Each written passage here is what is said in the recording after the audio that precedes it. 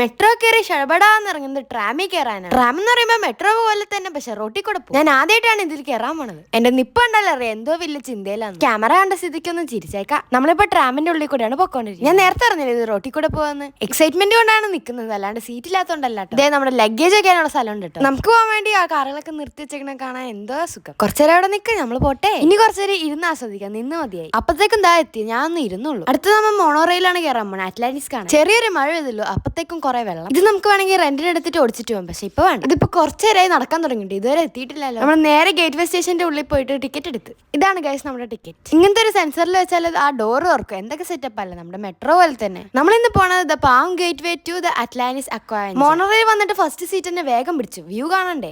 അതാണ് നമ്മുടെ Burj Al Arab. Camera കാണാത്ത പോലെ കുറച്ച് ക്യൂട്ട്നെസ് ഇടാ. ഇതിന്റെ മുകളിൽ നിന്ന് കാണുന്ന ഓരോ വ്യൂവും അടിപൊളിയാണ്. ആ കാണുന്നതാണ് ദ അറ്റ്ലാന്റിസ്. ഇവിടുത്തെ റിച്ചസ്റ്റ് റൂം എന്ന് പറയുമ്പോൾ $100,000 പെർ നൈറ്റ് ആണ്. ഇവരുടെ തല കാരണം എനിക്ക് മര്യാദക്ക് കാണാൻ പറ്റുന്നില്ല. നമ്മുടെ സ്റ്റേഷൻ എത്തി, നമ്മൾ ഇവിടെയാണ് ഇറങ്ങുന്നത്. ഇതാണ് അക്വാ അവഞ്ചർ. കാണുമ്പോൾ നിങ്ങൾ വിചാരിക്കും ഇത് നിസ്സാരക്കാരൻ, പക്ഷെ ഇതാണ് the biggest water park in the world. പിന്നെ നമ്മൾ അറ്റ്ലാന്റിസ് മോളിൽ കയറി. ആ ഡോളിന് ഒരു കുത്തു കൊടുത്തപ്പോൾ സമാധാനം. എന്തായാലും വെറുതെ താഴെ കിടക്കല്ല, ഒന്ന് ചവിട്ടി നോക്കാം. ഇത് ഫുൾ ലെഗോ പീസസ് വെച്ച് ഉണ്ടാക്കി വെച്ചേക്കാണ്ടാ. ഇതാണ് ലോസ് ചാമ്പേഴ്സ് അക്വാറിയം. പേര് പോലെ തന്നെ കുറച്ച് ഹൊറർ ഫീൽ ഉണ്ട്. ഇതൊരു റെസ്റ്റോറന്റ് ആണെന്ന് പറഞ്ഞാൽ നിങ്ങൾ വിശ്വസിക്കും? എന്റെ പൊന്നോ, എന്തൊക്കെയാണ് ഉണ്ടാക്കി വെച്ചേക്കണേ. ഇത് ശരിക്കുള്ള ഫയർ ആണ്, നല്ല സ്പൈറൽ പാറ്റേണിൽ പോണാണ്.